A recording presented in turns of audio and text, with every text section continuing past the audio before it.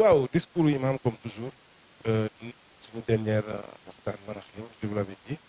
nit la boo xamante ni dafa am pédagogie dëgg yàlla parce que à chaque fois buy intervenir dans la situation du pays géopolitique même normal day wax yow day attirer sa attention di la interpeller par rapport ak yow lan mooy sa responsabilité ci réew mi discours lu jàngale la mais en même temps discours d'apaisement là parce que ce fut quand même compliqué ces 3 dernières années. Ça fait 8 ans ou 9 ans, si mes souvenirs sont bons, que je viens ici chaque vendredi que je fais. D'ailleurs, en raison de cette admiration que j'ai pour lui, moi je me confie pour sama doom d'ailleurs fi may wax ak yow fi la sama doom di jàngee alxuraan parce que ay qualité yu ma gis ci imam mu neex na trop qualité yu pédagogique mais également qualité et nit ku ñeme dëgg am équilibre et am sens de retenue comme on dit donc yooyu yëpp tous ces trucs là font que wax dëgg yàlla moom nit la boo nga xamante ne ni daal mënuloo li ngay wax ci moom en fait da nga koy c'est la répétition et les pédagogiques parce que li nga mën a wax ci moom démb rek tey suba moom nga mën a waxaat ci moom parce que il est constant dans sa position cherché wul lu neex ma Samba wala ma Demba tu le sens dans son discours mais plutôt day cherché li nga xamante ne ni c'est moom moo neex yàlla te muy dëgg parce que waxi dëgg également koo dégg da nga koy xam et finalement tout le monde se sont adhérés sur ces discours justement ce dont je suis en train de dire justement parce que yooyu responsabilité la c'est quelqu'un qui est conscient de ses responsabilités dans la société sénégalaise et c'est d'ailleurs la raison pour laquelle ma ne la à chaque fois qu'il intervient dans la situation géopolitique de ce pays-là da ngay sentir sa sens de responsabilité bi muy waxee c'est-à-dire xool lu neex Massamba wala lu naqari ma Demba mais il est au juste milieu parce que dëgg également boo koy wax il faut s'attendre à ce que certains ne soient pas contents c'est comme ça mais en même temps yow waruloo wut xaar ou je sais pas ku kontaan wala ku mer mais plutôt li nga xamante ne nii contrat la bu la lié ak sa diggante ak sa borom en tant que moom nit boo xamante ne mën naa wax ne moo fi teewal yonent bi effectivement parce que il est là pour donner des messages yoo xamante ni ça provient du prophète kooku moom mën nañu wax ne moo fi teewal yonent bi donc rien que remarque boobu nga def effectivement que moom parfois position yi mu jël doo ko sax a dégg ci yenn marabu yi loolu ça mérite quand même une considération rien que cela ça mérite une considération voilà considérable comme on dit alors ça c'est ça encore une fois damay magnifier vraiment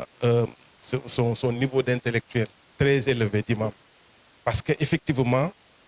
nous savions tous que il fut des moments tout le monde s'attendait à ce que le Sénégal bascule yow comme man nous tous nous le savons très bien que en fait on a fait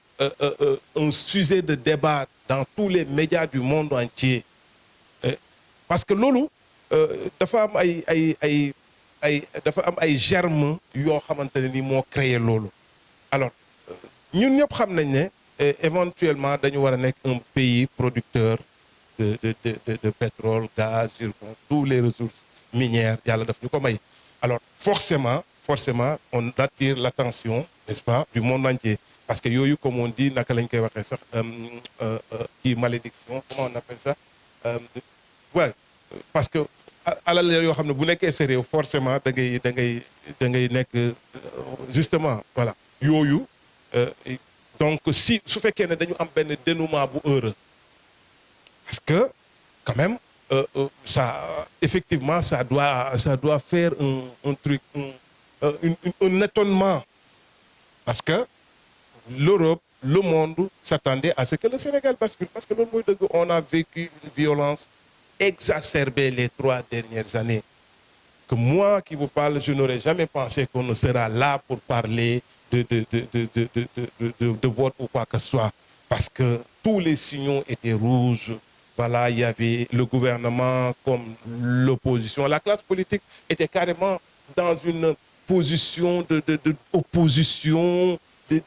voilà on a vécu toutes sortes de violences que ça soit physique verbale il y a eu des gens qui sont morts il y a eu des gens qui ont perdu leur bien tout ça fait que oui forcément dañu doon xaar à ce que le Sénégal bascule loolu amul donc on s'en réjouit du fait que ne ñun dugguñu ci loolu kon Sénégal dafa génn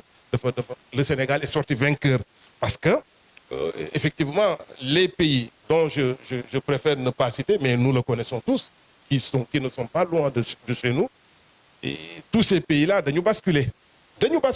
loolu mooy li wér au vu et au su ñun nag alors lan moo tax Sénégal duggul ci loolu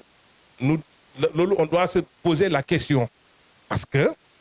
oui ndimbalu yàlla bien sûr mais également nous avons des hommes matures parce que le Sénégal a une démocratie vraiment mature parce que si su fekkee ne jumuma depuis 1800 ou 1700 ñu ngi voté donc le Sénégal est une démocratie on n'a pas de leçon à apprendre ailleurs donc loolu rek c'est déjà un acquis et ma lay xamal ne di la waxal ne effectivement loolu mooy c'est ça qui fait que ne dugguñu ci guuta bi ñu ñëpp doon xaare parce que c'est une question d'héritage nous l'avons hérité avec nos ancêtres de Senghor de Lamine Gueye Mamadou Dia tout ça et le Sénégal également n'a jamais connu de coup d'État et cela a été un facteur déterminant sur la solidité de nos institutions effectivement parce que xam nga ne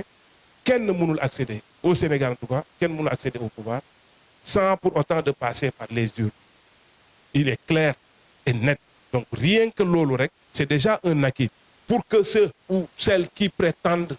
je sais pas quoi à arriver au pouvoir en passant en prenant les armes ou ramasser le pouvoir dans la rue ce n'est pas possible au Sénégal peut-être ailleurs mais non au Sénégal donc yooyu également ay éléments la yoo xam ne ni moo ñu may effectivement ñu éviter le chaos que tout le monde prédisait